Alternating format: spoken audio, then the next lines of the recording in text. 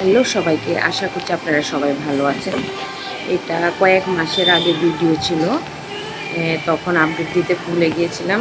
ভিডিওটা হঠাৎ সামনে পড়েছে, তার জন্য আপডেট দিলাম। খুব সুন্দর একটা মুহূর্ত ছিল আমার টুইন এঞ্জেলের।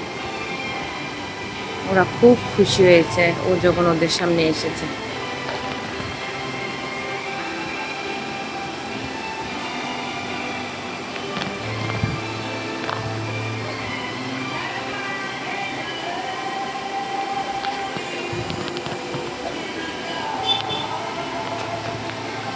ব্লগটা তাহলে এখানে শেষ করছি।